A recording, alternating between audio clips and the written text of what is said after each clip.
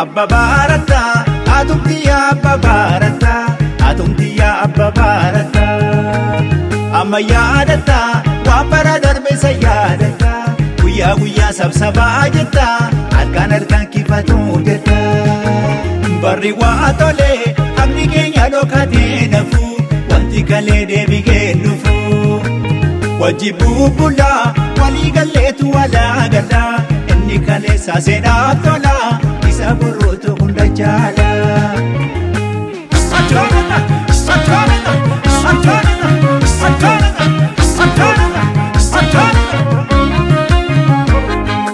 Kutakula hamaru ababaan kutakula hamaru menatti asirka dudamma koodi beekera taataru.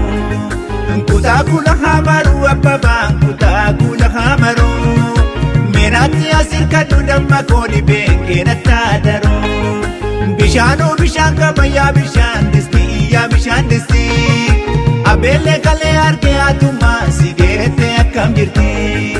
Dabalee akartani dabalee gabaabaa bitaacha koo garaan jaalateerra fuu'atina rabiyya cinaacha koo baalee keessattan arge gootaraa kobboo eka jaalatan marrumaan kan nama maraaru tokkoof tokkoon hiikas kobbee hiikas kobbee hiikas kobbee hiikas kobbee hiikas.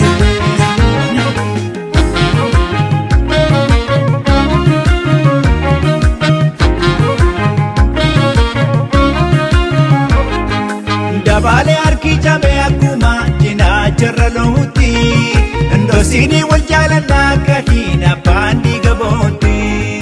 Kotiyyoon abbaa kiyya sulula laboodeedha jaambooni misiyyuu ginaa garre qooriyya baatee deema jaanjooni bulloo hajii aadamii gama shubbisee shukuutii dhugee bulaa namni jaalallee xiyya dubbisee hiikas kobbee hiikas kobbee hiikas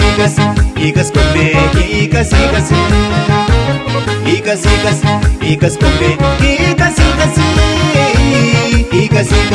hiikas kobbee hiikas.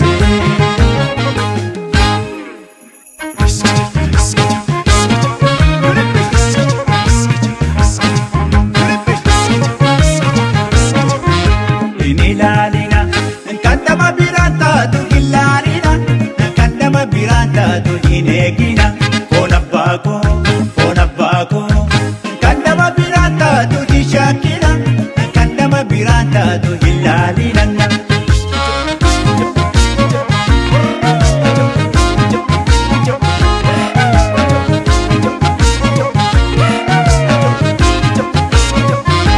Heera uumannaa kenne kan kooti waliif yaadna anaaf yaaddi kanaaf takkittiin koo nama raarti.